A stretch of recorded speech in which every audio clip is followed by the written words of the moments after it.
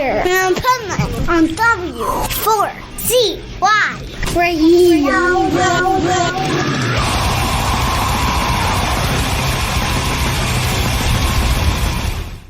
Yo, it's getting warmer in Florida, but it's still not completely there. That's why I have this hoodie on because we don't have heat in the studio because it's South Florida, and it's nicer than it was last week, but still has a little bit of chill in the studio, but it's kind of comfortable, to be honest. And here we are on the Adventures of Pipeman, W4CY Radio, the Positively Pipeman segment on Motivational Monday. And I do have some motivation I want to talk about. That's also a peeve. So I'm going to rant and motivate at the same time. And who better to help me out with this before he gives us this unbelievable advice about pet tummy aches, but the pet health guru. So let's welcome Studio Nut and the pet health guru onto the show. Hello. Hello. So you're gonna steal my rants now? Well, I rant too. Maybe you stole it from me years ago. I don't know, but that's why you need to be here, so we could do a joint rant. Okay, but go. Let me just say first of all that you know what, Seattle proved something that Bill Parcells always said. Defense wins games. If you look at the greatest football teams, defense. The greatest hockey teams, the Devils, when they were Stanley Cup champions, Jacques Lemaire was famous for the trap, which is defensive play. And look at what happened, man. They shut down that quarterback of New England like it was nobody's business. I don't want to be him today. What do you think, Bill? That's what it is. That's what it boils down to. And, my favorite team didn't make it because we did have defensive problems. Who's your favorite team? Buffalo. The Bills. Yeah, the Bills, right? Yeah. Well, you know what I have to say to you about the Bills? Their defense broke down over the years, always at that critical moment. They're winning, they're doing things, they come back from the grave, and then the defense we're not going to show up for 2 plays. Except when all you have to do is kneel in a playoff game and you fumble the ball and your name is Joe Pisarcik. Was that against Buffalo, or am I also thinking about when Hostetler was the Giants again playing Buffalo, and Buffalo ended up winning the game with a field goal with there was a second left in the game or something. Yeah. So, listen, the Bills, I got to tell you, they would have been perfect for that championship game between New England and who'd they play again? Oh, Denver. Yeah, you never remember the losers. And that is a motivational point. Nobody remembers number 2. Does anybody remember who got the silver medal in 1980 for hockey?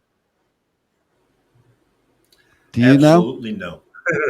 Absolutely no. I don't follow it that well anyway. So it's not one of the important part of my life. It's It is a Netflix show right now. It is a Netflix show right now. It's about when the USA won the Olympics with a bunch of players that were total amateurs against the best hockey team that ever lived, the Russians, who won every year. Right. The Russians didn't even make it to the gold game because USA beat them. And then I think it was Finland who we beat for the gold medal. And, there's an example of what I'm looking at right there. Okay. That game was an example of leadership. Okay. Now, let me say, and this is not pro anybody or against anybody, but I just thought of it right now.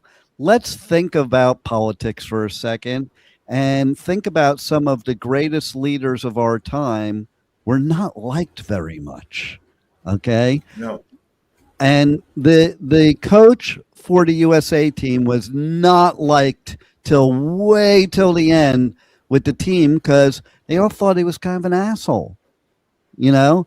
And I use that word because people use that word a lot, but sometimes that's what it takes to get things done. And like, you weren't going to beat the Russian hockey team by being nice. Let's put it that way. No. Okay. No.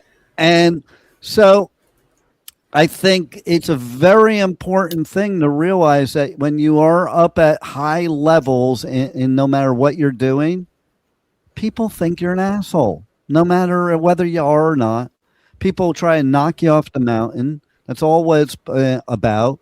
You know, look, the Patriots would win all the time, and everybody thought Tom Brady and Belichick were assholes, and they were cheating. And they probably were, because I don't like the Patriots either. So I'm glad they lost. But I got to tell you, there's two great leaders in history that have there's two great books for these great leaders in history that I want to talk about a little bit right now before we get into your pet segment, Bill. But their books are about leadership, and one of them is one of my favorite books, is The Art of War by Sun Tzu, famous Chinese general, not known as like some peacekeeper either. Okay, but what is taught in that book for business and negotiation tactics is one of the greatest things ever. So good that even Dave Mustaine of the heavy metal thrash metal band Megadeth, who just put out their final album recently, mentioned it in an interview. So imagine that. Even people in music are mentioning this book for success in life. And then there's another book I have. It's basically about leadership based on Machiavelli tactics. And isn't it interesting, Bill, that some of the people we most hated in history as leaders, or that we consider evil, did have some redeeming qualities, especially when it came to leadership skills? Well, you know, that's evident in a lot of businesses as well. You know, both of us being, you know, in business, you know, we get employees that think that we're terrible. We get people that, even customers, that think we're horrible. Oh, yeah. One thinks I'm a fucking asshole. One thinks I'm an asshole. Okay. But it's true, though, right? But yeah, it's true. I mean, you know, they second guess you. They always know more than the boss does.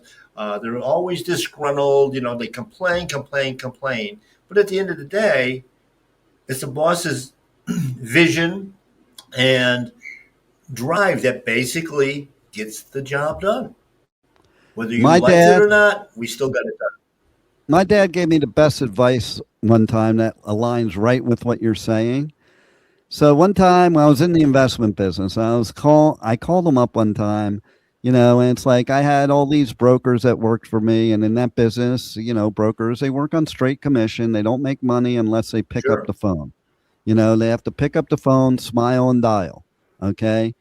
And like, I had people in there that would just sit there all day and stare at the wall. Now, they have no possible way to make any money. They could be doing a lot better things with their life than staring at a wall. I called my dad. I'm like, I don't get it.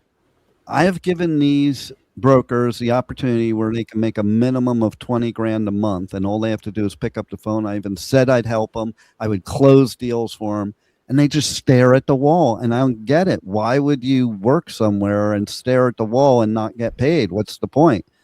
And what he said next, I think, is some of the greatest advice I ever heard in my life. He said, if they were you, they'd be your competition, not your employees. And that says it all right there. That says it all right there, especially for... See, the people that work for you and they think they know better, some things they may know better. Juan will tell you, I'm very open to people's suggestions. And I told him in the first interview that I was, and I want them. But I also told him in his first interview that basically, you know, but I might have already tried it and found out that it didn't work, you know. And like, see, that's the point. The people that are the leaders, maybe they just not experienced the failure already. Okay, and that's where their knowledge comes from. And so the point is, a great leader makes all the mistakes themselves first so that they can lead their people the proper way, you know. And you know, a lot of times people don't like it. It's kind of like we go to Karate Kid, you know, and Ralph Macchio, you know, when he was first getting trained by Miyagi, you know, he didn't get why Miyagi was making him do all this stupid stuff. And this happens all the time in business and politics and everything. Okay. It's like, you know, basically we don't understand what the forest is. We're only looking at the tree. Whereas the leader looks at the forest, not the tree. And if a tree is in front of you, so many non-leaders try to chop the tree down, walk through it, whatever. The leader just simply walks around because he already tried all those things you're trying to do and failed miserably. See, failure is a necessary part of success, isn't it, Bill? Absolutely. Absolutely. I had this discussion yesterday. It's funny how the world comes around. Right? Yeah. So, yeah, I mean, listen, okay, the reason you need failure for success is because you have to be willing to fail. Like, if you're not willing to fail, you're not willing to do what it takes to succeed. And perfect example of that is a few years back, I was, you know, sharpening my ice skating skills. So I hired a coach, and he complained to me. By the way, you mute. I didn't know if you knew, but you did. You muted your mic, so I didn't know. So I was telling you. I saw that. I didn't touch anything. It's funny. But he said something. He said something to me during those practices. He's like, "You never fall." And I thought that was a compliment. I'm like, oh, cool. He goes, no, it's not cool. Like, you're never going to get better if you don't fall. And it's so true. You have to push yourself. You got to push yourself. You got to push your normal limit. You got to take risks. You know, Roger Bannister, who broke the 4-minute mile for the first time. Before that, it was considered, and we're in the Olympics now, so it's appropriate to talk about it. It was considered humanly impossible to break the 4-minute mile. Now, if you do that in the Olympics, you're a crappy runner, because that's no longer humanly impossible. That's actually, you're a pretty crappy runner if you can't break a 4-minute mile. And that's an example of pushing yourself beyond the limit. We see it all the time with leaders. But there is one, okay, now we got to get to the rant section. Okay. And that rant section is about how you act as a leader. Okay. And I am a firm believer, me personally, a firm believer that if you're a leader, you should be a professional, set the example. You should be a promoter of unity, a promoter of compassion. That's leadership the right way. That, you know, and the fact is, I will do a rant right now of the crap over the Super Bowl. It's absolutely ridiculous that there's 10 million different halftime shows, because they're not halftime shows. They are shows they're putting on another network during halftime. To me, the Super Bowl halftime show is the one that actually is at the Super Bowl. Okay, and if I want to watch the alternatives, that's fine. Don't call them a halftime show. They're not a halftime show. You're just, listen, it's true capitalism at its finest. All these people, they make it a thing about their bitching about Bad Bunny performing, but really they're just taking the opportunity so that they could create their own halftime show, because they weren't invited to do a halftime show at the Super Bowl, and they could charge people for it and make money off of it. And I have no hate for that either. Okay. Be an entrepreneur, but don't make it like it's some great gesture, like you're being a patriot. Okay, you're not being a patriot just because you're putting on a different halftime show. Number one, number two. I just want to inform everybody in the United States of America. Keyword of United States of America. Okay, that the United States isn't only America.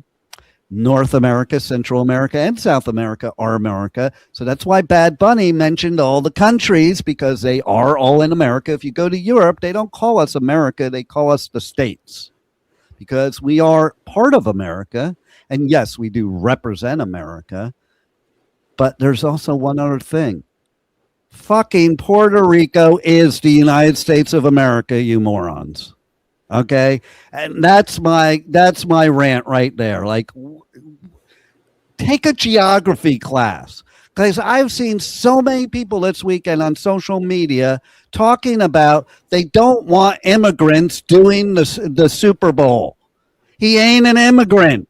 He's an American. Number one. Number two, while you look back on past Super Bowls, not everybody was a United States citizen. Like, get over yourself. It's just a fucking halftime show, to be blunt. Just a halftime show.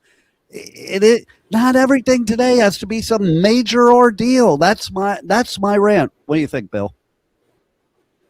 That's exactly right. I mean, we put importance on things that really are not important in the overall view of life.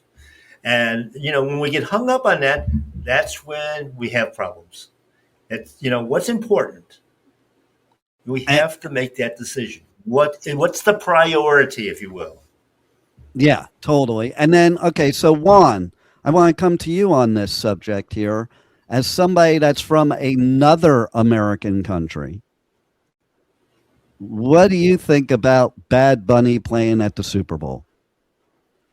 I mean, it's not about the Spanish or English thing. It's more about, who's the biggest artist right now, who can bring in the most money. Because at the end of the day, the NFL is a business and they are in it for the money.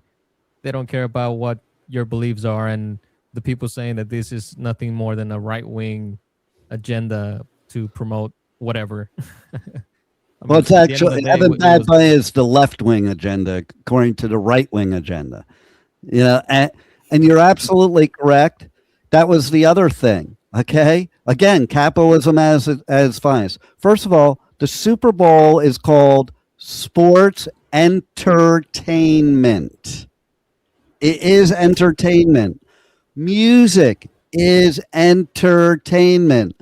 Things you watch on TV are entertainment.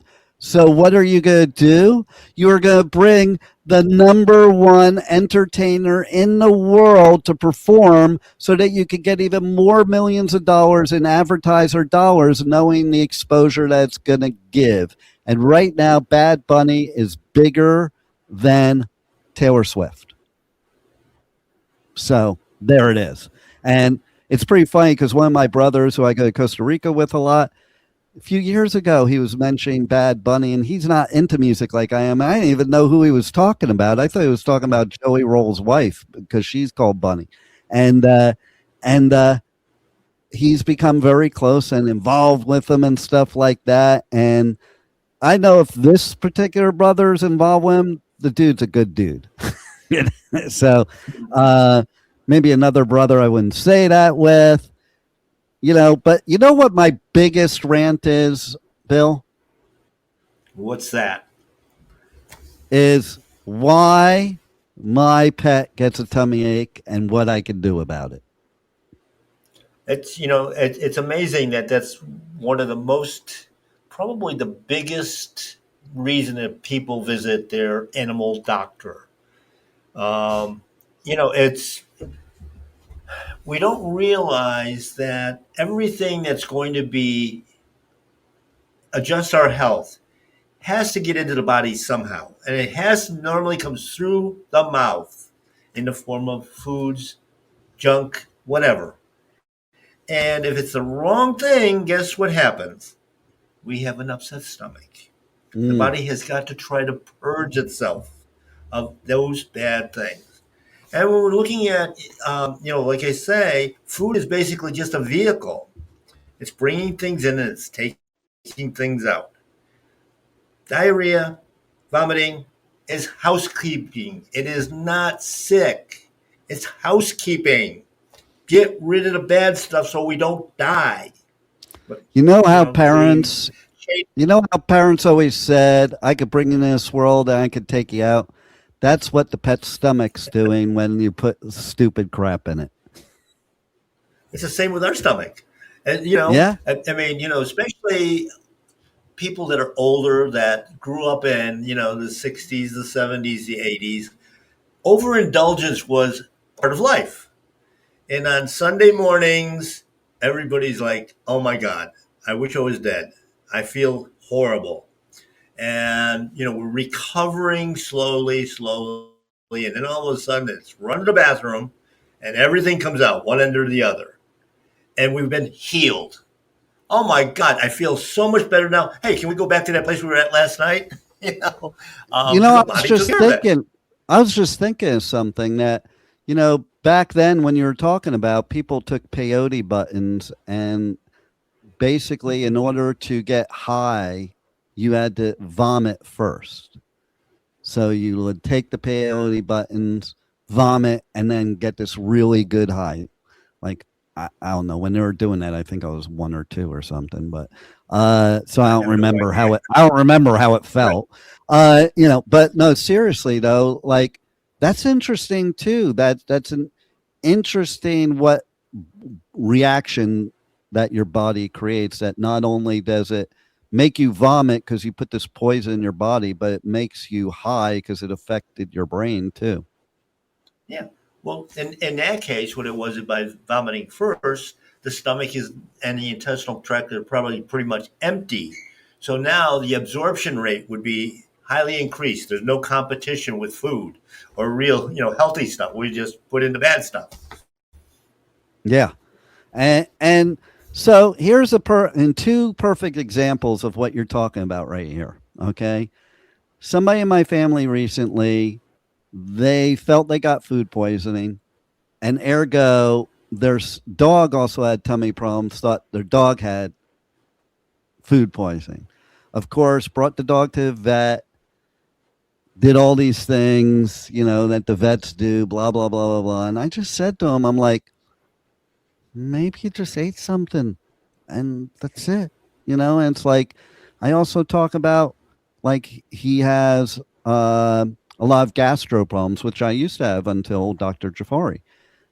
And it's like yeah, the doctor's going to give me this medicine now because that one's not working. I'm like, why don't you just try not putting the stuff in your body that causes GERD? Like, it's such a simple solution. I don't understand because, oh, then you can't eat the shit that you like. But you know what? My attitude was like when I reversed the diabetes, I love sugar. I love carbs. I love chocolate. I remember being in my 20s, I used to argue with healthy people like, you need carbs and blah, blah, blah. But at the end of the day, when it did happen, I was like, well, I had a good run. Like that was my attitude. Now I can't do that anymore. Okay. And I also realized that I had those problems because I did that. We don't realize that Yes. when we're younger.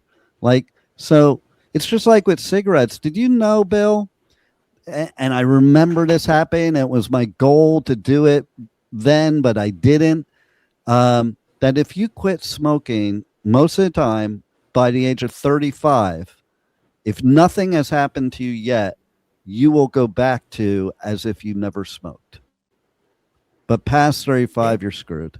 Past 35, you've already done too much damage. Yeah, it actually varies a lot depending on what positive things you're putting into your body too, and how much you're detoxing. But Oh, yeah. that's a big part of it. But the other part that you mentioned is food poisoning. We don't get poisoned by food. We're getting poisoned by all the stuff that's on our food, in our food, processing, all of that destroys the natural benefits. And, Hmm. I had an incident last night, somebody called me, oh, I got food poisoning. It's like, no, You didn't get food poisoning because you can't eat poisonous food. You go out in the woods and grab some berries that are poisonous, put them in your mouth. You'll spit them right out. Your body knows innately that vibrational, um, you know, the rhythms and that sort of thing. This body says no, no, no. Yeah. Out it comes. Okay. Now, if I spray that poisonous berry with sugar water, oh, it's okay. You mentioned chocolate. When you buy chocolate, how much cacao is actually in that chocolate bar, and how I much know, wax, right? and how many flavors and chemicals and preservatives. The fact that it doesn't melt. What did they Uh, do to the chocolate bar so it won't melt? That's what I found out when I went to Europe. That is an actual fact that Hershey bars include plastic. So you're eating Yes, plastic. And that's why the European chocolate's so much better because they don't have any plastic in it. that's And right. the melting is what made me think of it because you can literally have a candy bar and you know unless it's extreme conditions it may not melt, but if you get a real candy bar like you would in Europe, it'll melt in your hands as you're leaving the store. Yes. Yeah. Yeah. And there's so many of our food products that are that way. And of course, once you put that bad product in your gut, the body has to respond to it. It's got to try to get rid of it as quickly as possible. And so it's a good thing. So, but we've been taught if your dog or cat's got vomits, has diarrhea, and it's funny, I use a story all the time in conjunction with this. Let's say you were blessed with a puppy and a young child. You're working all week long, okay? Everything, it's been hectic, everything else. You got a housekeeper, maybe it's mom, grandmom, or whatever. You get home on Friday afternoon. All you want to do is kick off your shoes, sit back with maybe a glass of wine, a cocktail, whatever, and enjoy the family. And as you're walking in the door, the caretaker says, "Oh, by the way, the dog and the kid got diarrhea." You Hmm. go into the house, you pick up the phone, you call your pediatrician. Okay, this is what's going on. Okay, just calm down what the foods are that you're putting in the body. Let's do energy, keep them hydrated. And if you have a problem on Monday, call the office and we'll fit you in sometime during the week. You hang up the phone, you pick up the phone, call the animal hospital. My dog's got diarrhea. Their response is, "Oh my God, it's an And emergency." you're oh my god. Yeah. But okay, so as soon as they said it's an emergency, that's $500 to $1,000 on your bill because it's an emergency. You walk in, they throw the dog on the table, they start putting in needles and giving him fluids and antibiotics and anti-diarrheal drugs and anti-vomiting drugs because the other drugs are making the dog sick. We have to hospitalize them immediately, and you can probably pick them up Monday or Tuesday. So Monday you go into the office and pick up your animal. They give you a bag full of antibiotics and other medications. Your dog is actually sicker than he was in the beginning, by the way.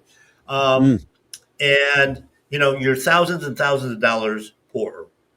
In the meantime, the kid was out Saturday morning playing because it was only an event.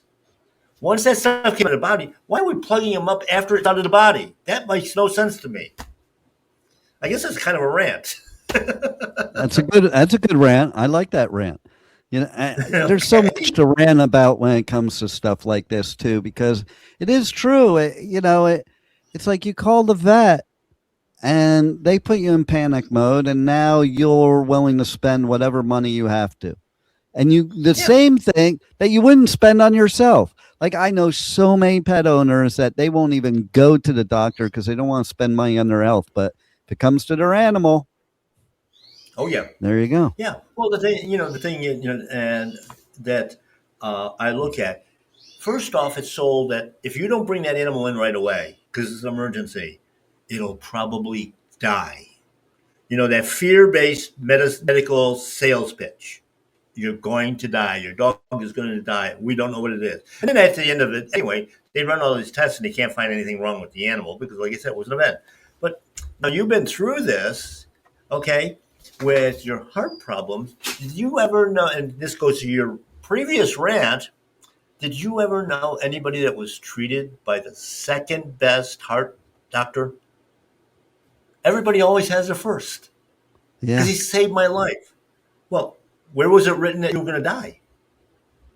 Yeah. You was told that. The second best you died. So everybody's alive has always had the very best, and there's hundreds of thousands of best cardiologists. Isn't that amazing? You can't have Yeah. one best. Well, what's interesting too is a few things, whether it's vets or human doctors, is the limited training that very, very limited training they have on nutrition and on pharmaceutical drugs that they prescribe to people. Okay. That's number Right. one. Number two is their thought processes that they're brainwashed into. Okay. So going back to the heart thing, Yeah. the first time I had the heart attack, I picked some doctor in Green Acres, I think it was. He was Hispanic. I have to mention that because I'm going to blame Juan for what happened next. And basically what I did is I was seeing Dr. Jafari before then. I had all her supplements. So I walked into his office with all the supplements. And the only reason I walked in there is because I'm smart.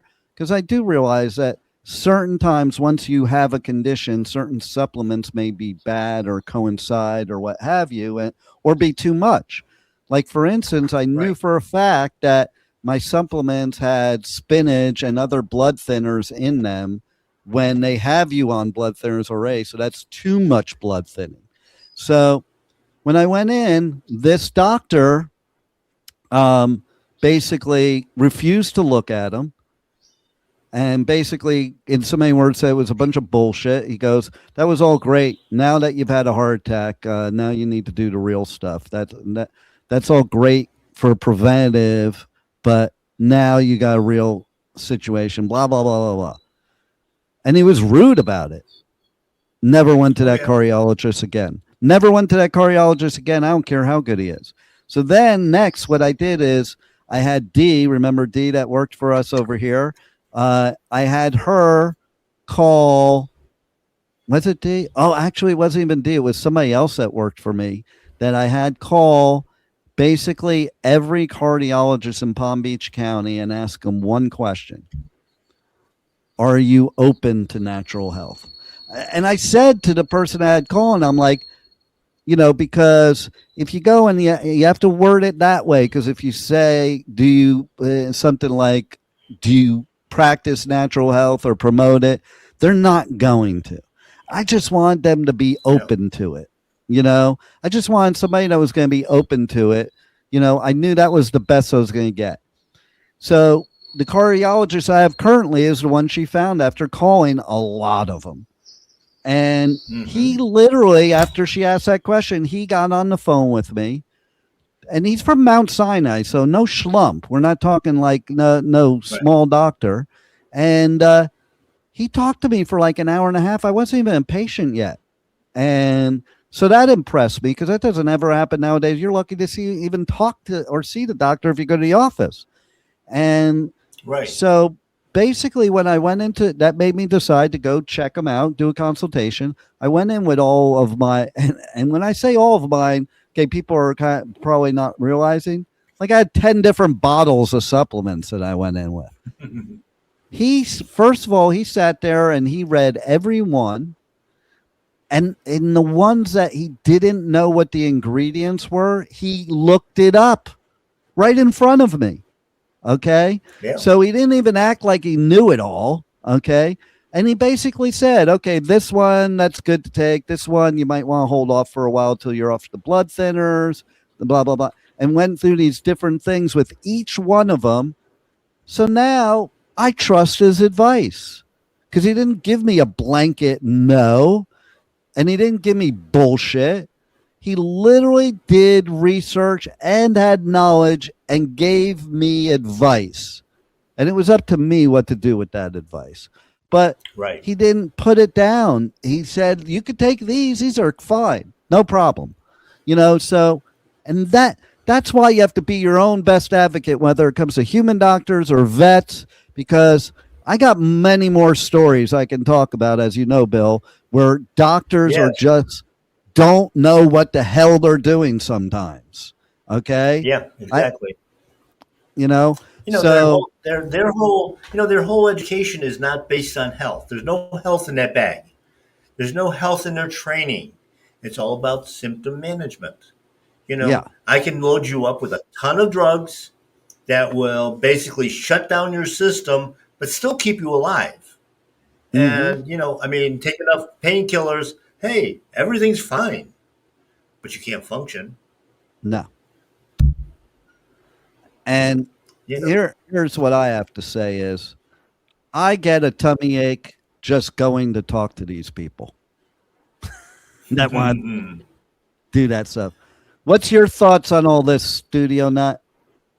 I mean, when you see the medication that you're taking and it includes symptoms that it may give you, like side effects that it may give you, and the side effects are usually worse than what you're feeling in that moment. Like, just it doesn't make any sense to me.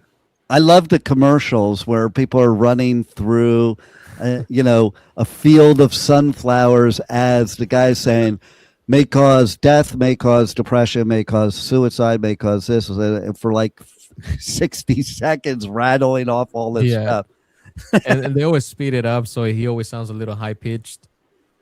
So it makes And it sound a little more innocent. And maybe from some of the pharma that doctors have given me in my lifetime, I may be kind of screwed up because I'm looking right now actually at the screen. And based on the fact that both Bill and I have the bottom part with the white, it looks like two eyes with eyebrows, and you're the nose, Studio Nut. This is what happens, okay? It just random thought just comes into my head as I'm looking at that. So, Bill, tell everybody how they can reach out to you. Check out your show. Check out My Paleo Pet. Check everything out that you have to offer, because the pet health guru can be your guru too. Absolutely. I mean, we can start out this week with, of course, My Paleo Pet, the store, your website. Okay. That's the supplier of all the good, nutritious items that are out there. That's what we are, as a nutrition store for both people and pets. It's not that different. There is no such thing as people food and pet food, except that the government labeled it as such. So they could basically tax us differently. But we got a whole arrangement, of course, of herbs and botanicals and, good food for your pet, good food for you. We do a farm to table presentation in there where the best Florida raised beef, chicken, pork, lamb are available every single day. You just got to stop by and pick out your favorite steak, your favorite cut of meat, fresh eggs right from the chickens on the pasture. They're not being fed corn and soy. And of course, the Pet Health Cafe, where we talk about this all the time. This week, we have a special guest coming on. We're going to be talking about how to eat healthy on a budget. Different things like, instead of buying one steak for $29 or $39 a pound, you buy a loin for maybe $19 a pound, or you buy the whole, half cow for $8.50 a pound.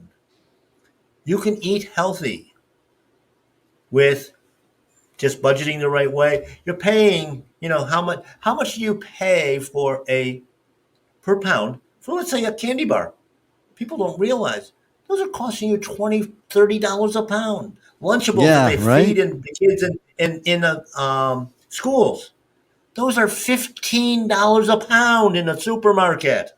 They have this new craze now. It only says $2.99 on the package, Well, you mentioned the chocolate. They have the craze now with the what's the chocolate? Dubai chocolate? Yeah, the Dubai chocolate, which I haven't tried yet. I would like to try, but then I look and the candy bar is like $25. Like, come on, you're just full of shit, okay? Like, it's probably shit in that chocolate, and that's what you're charging me for. Because it's from Dubai. What did you say? I'm going to go to Dubai and see if that's what the chocolate is they have there. I bet it isn't. Yeah. And of course, on the other side of it, This is what we're, like I said, the Lunchables in the lunchroom at the school, public schools, $15 a pound, but they're only paying $2.99 for something that has no nutrition in it. And we're actually teaching our kids, the next generation, that this is acceptable. Yeah, everybody go back to my indoctrination. generation where your parents packed you a soggy sandwich to bring to school with you. That's what we got to go back to. Make America soggy again.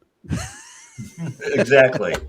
It's funny, when I was a teenager, I was in Boy Scouts, and we had a weekend away, and we had to bring our own food to cook on the fire, or just your own food so you could eat. My father actually packed a steak, onions, and peppers into a foil that I put on the campfire. Everybody else is running around with a peanut butter and jelly sandwich. And it's like, Nice. Yeah, totally different. I mean, that was attitude. We fixed our own food, and we fixed good food. It wasn't just something thrown at us. That's the key. Yeah, but yeah, they can. Yeah, I mean, they can reach me, of course, at My Paleo Pet 954-971-2500. Pet Health Cafe on YouTube, on these channels here, as well as on iHeartRadio. We can go back over a decade there, and you're going to get the advice that you need to make yourself healthy and keep your pets healthy. It's all the same. And it's funny, my last guest last week introduced me literally to somebody that's working up at the University of Florida, that they're starting a program for pet and people food being the same. And how long have I been preaching this? Wow. Since the day I met you. And yeah, so everybody go home and feed your pets people food. Real food. Real food. Make sure it's real food. Make sure it is not a bunch of bull crap. Thank you for listening to the Adventures of Pipeman on W4CY Radio.